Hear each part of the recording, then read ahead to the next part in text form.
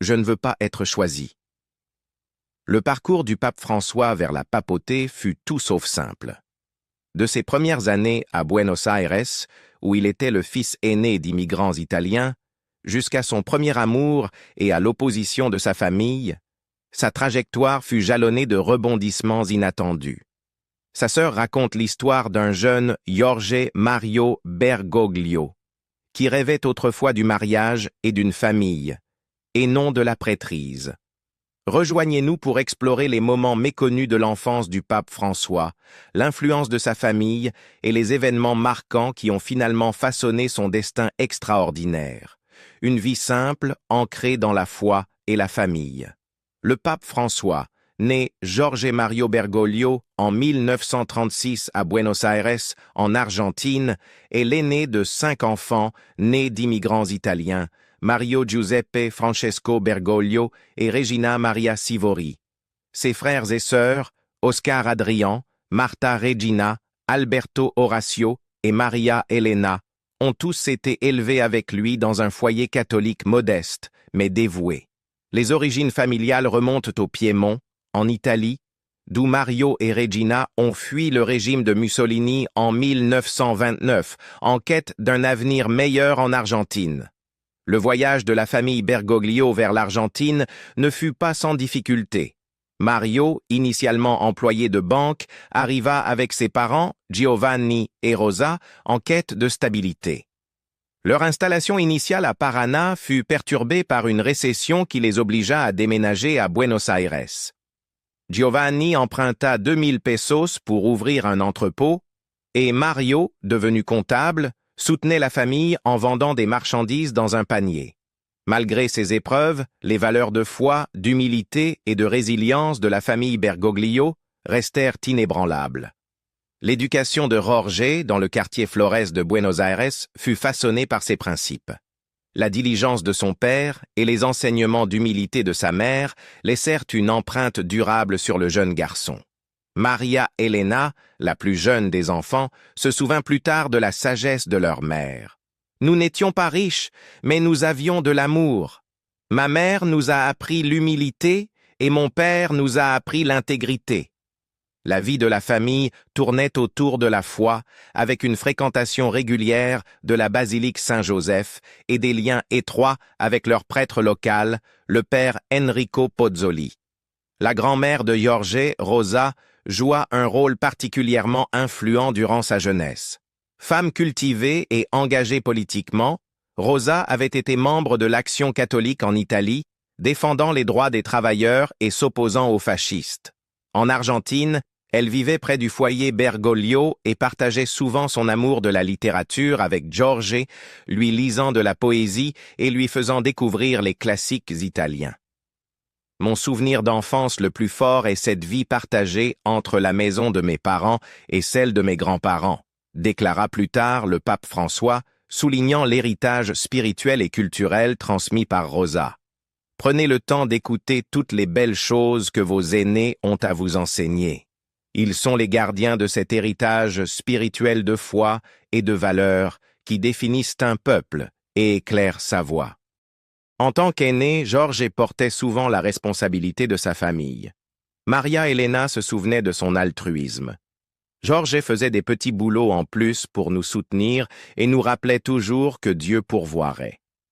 La vie des enfants Bergoglio fut marquée par la modestie. Nous n'avions ni voiture ni vacances et une grande partie de nos vêtements étaient d'occasion, mais les 5 enfants ont tous reçu une éducation, expliqua Maria Elena. Cette dévotion à l'éducation et à la formation morale se manifestait dans la discipline et la compassion de Jorge. Malgré son air sérieux, Jorge avait un côté vif. Il aimait le football et suivait avec passion l'équipe locale San Lorenzo. Il appréciait également danser le tango rapide appelé milonga. Son ami d'enfance Raphaël Musolino le décrivait comme un garçon grand, élancé, studieux et doux. Bien qu'amical, Jorge était réservé, préférant se concentrer sur ses études plutôt que de se joindre aux pitreries de ses camarades. Il y avait beaucoup de garçons turbulents autour, mais il n'était jamais comme ça. Il était très direct et pas du genre bavard, un garçon de peu de mots, se souvient Mussolino. Le premier amour qui a façonné la voix du pape François. L'un des épisodes les plus poignants s'est produit alors que Jorge Mario Bergoglio, le futur pape, n'avait que 12 ans et vivait dans la banlieue de Flores à Buenos Aires.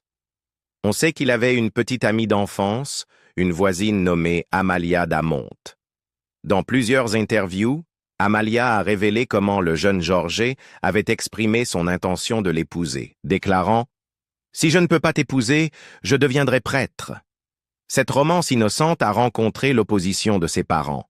Amalia a raconté qu'après avoir osé lui écrire un petit mot, son père l'avait puni, mettant ainsi un terme à leur relation naissante. « Mon père m'a frappé parce que j'avais osé écrire un mot à un garçon », a-t-elle déclaré. Dans une lettre qu'il avait écrite à Amalia, Jorge avait dessiné une maison au toit rouge et expliqué qu'il comptait l'acheter pour elle lorsqu'il se marierait. Cependant, Amalia n'a jamais répondu à sa lettre. « Ce que je voulais, c'était qu'il disparaisse de la carte », a-t-elle admis. Ses parents l'ont tenu éloigné de lui, assurant ainsi que la romance ne mène à rien. En repensant à cet épisode de son enfance, Amalia a déclaré « Je n'ai rien à cacher. C'était une histoire entre enfants et totalement pure. Je pense qu'il m'a demandé en mariage parce qu'il voulait suivre l'exemple qu'il avait vu à la maison et fonder une famille. » Malgré la simplicité et la pureté de leur relation, cet incident a profondément marqué Georges. Comme l'histoire le montrera, sa voix s'est nettement éloignée de la vie domestique qu'il avait autrefois envisagée. Le souvenir de ses premiers jours, selon Amalia, contraste avec la trajectoire que Jorge a finalement choisie. Son point de vue souligne l'innocence de leur relation, en insistant sur le fait qu'aucun des deux ne comprenait vraiment ce qu'était l'amour à cet âge tendre. L'amour ? À cet âge, je ne connaissais pas l'amour. Je ne l'ai compris que bien plus tard, a-t-elle expliqué. Les souvenirs d'Amalia apportent de la profondeur à l'image du pape François, en montrant un jeune garçon qui rêvait d'amour et de famille avant de consacrer sa vie à l'Église. L'histoire de la romance d'enfance de Jorge Mario Bergoglio offre un contexte riche pour comprendre l'homme qui allait devenir le pape François. Les souvenirs d'Amalia da Monte offrent un aperçu rare de sa jeunesse, montrant un garçon qui rêvait d'amour et de famille, mais qui a finalement choisi un chemin différent. De l'éveil spirituel à la décision papale. Le pape François a eu un parcours sinueux avant d'accéder à la papauté. Des décennies avant d'avoir choisi le nom inspiré par le dévouement de saint François d'Assise envers les pauvres, Bergoglio a exercé divers métiers, notamment concierge, technicien de laboratoire, videur de boîtes de nuit et enseignant de littérature et de psychologie. Pendant sa jeunesse, Bergoglio envisageait parfois la prêtrise, mais il la comparait aux aspirations éphémères des enfants lorsqu'ils voient quelqu'un exercer un métier. « Je pensais devenir prêtre comme les enfants pensent devenir ingénieur, médecin ou musicien », avait-il confié lors d'une interview en 2012. Cependant, un tournant décisif survint durant ses études de chimie. Un soir, alors qu'il se promenait avec des amis près de la basilique de San José de Flores, son église d'enfance, Bergoglio vécut un moment spirituel profond. Sentant une attraction inexplicable, il entra dans l'église et se confessa. En repensant à cet instant, il déclara « J'ai eu l'impression que quelqu'un m'avait saisi de l'intérieur et m'avait emmené au confessionnal. Pendant que j'étais là, j'ai ressenti que je devais devenir prêtre et je n'en ai jamais douté. » Peu de temps après, à l'âge de 21 ans, Bergoglio fut confronté à un épisode de pleurésie mettant sa vie en danger. Souffrant de forte fièvre et peinant à respirer, il fut diagnostiqué d'une grave infection pulmonaire. Les médecins retirèrent 3 kystes et une partie de son poumon droit. Bien qu'il survécut, cette épreuve lui laissa des séquelles pulmonaires durables. Les biographes Sergio Rubin et Francesca Ambrogetti ont noté que cette expérience avait profondément façonné sa vision des priorités de la vie, influençant sa décision de se consacrer à la prêtrise. En 1958, Bergoglio entre dans la Compagnie de Jésus, plus communément appelée les Jésuites.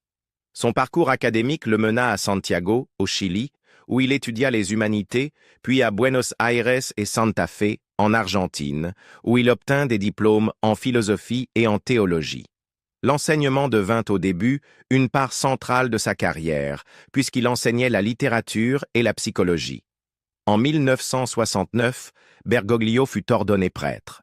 En 1973, à seulement 36 ans, Bergoglio devint le supérieur provincial des Jésuites en Argentine, dirigeant 450 hommes durant une période tumultueuse marquée par la violence des guérillas et le coup d'État militaire de 1976. Cette époque, connue sous le nom de guerre sale, fut le théâtre d'abus massifs des droits de l'homme, y compris la disparition d'environ 30 000 personnes. La direction de Bergoglio durant cette période a suscité à la fois des éloges et des critiques. Certains l'ont accusé de complicité dans l'enlèvement de 2 prêtres jésuites par le régime militaire. Le livre d'Horacio Verbitsky, El Silencio, alléguait que Bergoglio avait retiré la protection jésuite aux prêtres, les rendant vulnérables. Ces derniers furent emprisonnés et torturés, mais finirent par survivre. Cependant, les partisans de Bergoglio, dont le lauréat du prix Nobel de la paix, Adolfo Pérez Esquivel, ont vigoureusement réfuté ces accusations, affirmant qu'il n'avait pas collaboré avec le régime. Au contraire, ils soulignent ses efforts pour protéger de nombreuses personnes de la persécution. Un cas notable impliquait Esther Balestrino, son ancienne supérieure et une marxiste engagée. Pendant la dictature, Balestrino sollicita l'aide de Bergoglio pour protéger sa collection de livres communistes contre d'éventuelles perquisitions. Bergoglio accepta, bien que, tragiquement, Balestrino et d'autres furent par la suite enlevés et tués. Après la fin de son mandat de supérieur provincial en 1979, Bergoglio retourna dans le milieu académique. Il fut recteur de la faculté philosophique et théologique de San Miguel en Argentine, guidant les étudiants et approfondissant ses connaissances théologiques. Ses expériences internationales inclurent l'étude de l'anglais à l'Institut Milltown de théologie et de philosophie à Dublin, en Irlande, en 1980, ainsi que la rédaction de sa thèse de doctorat en Allemagne en 1986. En 1992, le pape Jean-Paul II nomma Bergoglio évêque titulaire d'Oca et auxiliaire de Buenos Aires. Au cours de la décennie suivante, son influence grandit et en 1998, il devint archevêque métropolitain de Buenos Aires. En 2001, il fut élevé au rang de cardinal, un rôle qui renforça davantage sa réputation d'humilité et de défenseur des personnes marginalisées. Le 13 mars 2013, Jorge Mario Bergoglio inscrivit son nom dans l'histoire en devenant le premier pape jésuite et le premier pontife non-européen depuis plus de 1300 ans, choisissant le nom de François pour refléter son engagement envers la pauvreté, l'humilité et le service aux pauvres. Sa papauté s'est concentrée sur la justice sociale, l'inclusion et la réforme, notamment pour faire face à des enjeux mondiaux tels que la pauvreté, le changement climatique et la migration. Malgré les défis et l'opposition, le pape François demeure un leader profondément spirituel qui privilégie la miséricorde et la compassion plutôt que la rigidité doctrinale, inspirant des millions de personnes par sa vision d'une Église inclusive et dévouée aux marginalisés. Le candidat réticent qui n'a jamais recherché la papauté. Derrière l'ascension du pape François à la papauté, se cachait un mélange d'inquiétude, d'incrédulité et d'un profond sentiment d'humilité au sein de sa famille, en particulier de sa sœur Maria Elena Bergoglio. Elle a ouvertement admis avoir prié pour qu'il ne soit pas choisi, consciente de la responsabilité monumentale et des changements radicaux que cela entraînerait, non seulement pour lui, mais aussi pour toute la famille. Le pape François, né Jorge Mario Bergoglio, n'avait jamais recherché une position aussi élevée au sein de l'Église. En réalité, sa famille pensait qu'il n'atteindrait jamais un tel rôle. La jeunesse de Georges fut marquée par des moments décisifs, dont l'un des plus remarquables fut lorsqu'il exprima son désir de faire des études de médecine après le lycée. Cette confession à sa mère, Regina Maria, la soulageait, car elle espérait depuis longtemps que son fils éviterait la vie cléricale, de peur que cela ne l'éloigne trop de sa famille et de son Argentine natale. Elle avait même aménagé une salle d'études pour qu'il puisse poursuivre ses études, mais, à sa grande surprise, Regina découvrit sur son étagère des livres de latin et de théologie. Interrogé à ce sujet, Georges répondit simplement « Oui, maman, j'étudie la médecine de l'âme. » Ce moment marqua le début de son parcours spirituel, un chemin qui le conduirait finalement à la papauté malgré sa résistance initiale. Maria Elena, dans ses souvenirs de la vie familiale dans le quartier suburbain d'Ituzaingó à Buenos Aires, dressa le portrait d'un frère qui n'avait jamais aspiré aux plus hautes sphères de l'Église. Elle raconta comment, même en étant jeune, Georges lui avait confié qu'il ne voulait pas être choisi pour la papauté. « Je ne veux pas être choisi », lui avait-il dit, persuadé qu'il retournerait à Buenos Aires après son passage au Vatican. Leurs adieux furent simples. « À bientôt ». À ce moment-là, Maria Elena n'aurait jamais imaginé que son frère serait appelé à diriger l'Église catholique. Lorsque la nouvelle de l'élection de Georges comme pape fut annoncée, la réaction de la famille fut un choc total. Il s'attendait à ce que ce soit le cardinal Odilo Scherer du Brésil qui soit choisi, et, lorsque le nom de Georges fut prononcé, Maria Elena avoua qu'elle ne savait plus quoi penser. Même aujourd'hui, elle confie ne pas avoir totalement intégré la réalité de voir son frère devenir pape. La famille fut submergée par l'incrédulité, mais leur amour pour Georges demeura inébranlable, tout comme leur soutien face à ses nouvelles responsabilités.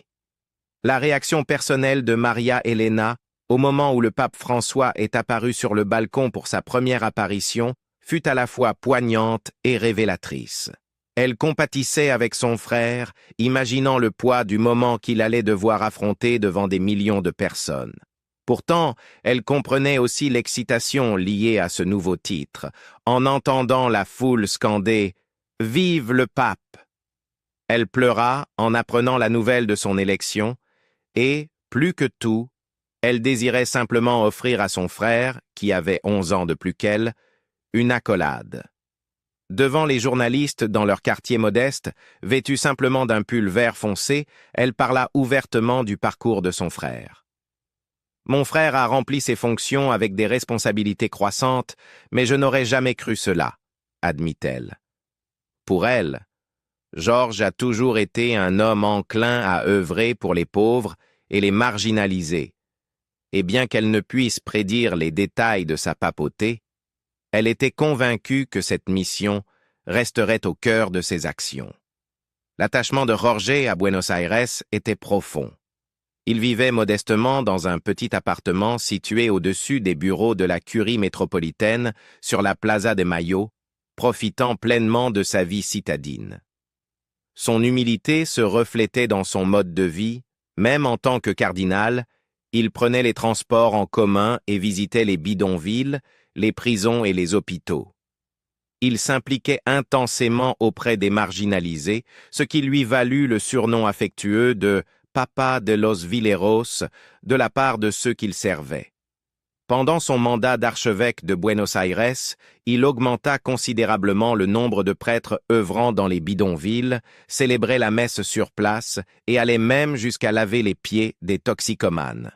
Cette profonde connexion avec les pauvres se refléta dans sa première homélie en tant que pape, au cours de laquelle il souligna la mission de l'Église consistant à diffuser le message de Jésus-Christ.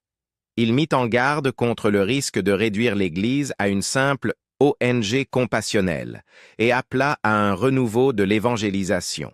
La fierté de Maria Elena quant aux réalisations de son frère est évidente, même si elle reste préoccupée par les défis auxquels il est confronté. « Nous devons beaucoup prier pour lui », a-t-elle déclaré, reconnaissant les immenses responsabilités qu'il assume dans un monde parsemé d'embûches. Elle se souvint de sa visite auprès du pape Jean-Paul II, il y a quelques années, se rappelant son regard comme étant plein d'amour et de solitude, une combinaison qu'elle craint désormais que son frère ne connaisse également. Au-delà de son œuvre spirituelle, le mandat de Bergoglio durant la dictature militaire en Argentine a fait l'objet de nombreux débats. Des allégations selon lesquelles il n'aurait pas protégé les prêtres jésuites ont circulé, bien que des défenseurs comme Alicia Oliveira, une ancienne juge, louent son soutien lors du coup d'État. Oliveira se souvient que Bergoglio lui avait envoyé des fleurs lorsqu'elle fut destituée par le régime militaire et ajoute qu'il avait averti les prêtres œuvrant dans des zones dangereuses de quitter le pays pour leur sécurité. Maria Elena, pour sa part, a exprimé son admiration pour son engagement envers les marginalisés. Elle a prié pour que le Saint-Esprit le fortifie dans son rôle, soulignant son inclination à servir toute sa vie les pauvres et les oubliés. Malgré sa fierté, Maria Elena n'envisage pas de lui rendre visite à Rome, préférant attendre son retour à Buenos Aires, ville qu'il aime profondément. L'histoire du pape François témoigne de la manière dont les moments inattendus de la vie et la guidance de la foi peuvent façonner le destin. Les témoignages de sa sœur dévoilent l'homme derrière la papauté, révélant une facette de lui que beaucoup d'entre nous ne connaissaient pas. Pensez-vous que sa jeunesse et ses expériences familiales ont influencé sa vocation? Faites-nous part de vos réflexions dans les commentaires ci-dessous. N'oubliez pas d'aimer, de partager et de vous abonner pour d'autres histoires inspirantes comme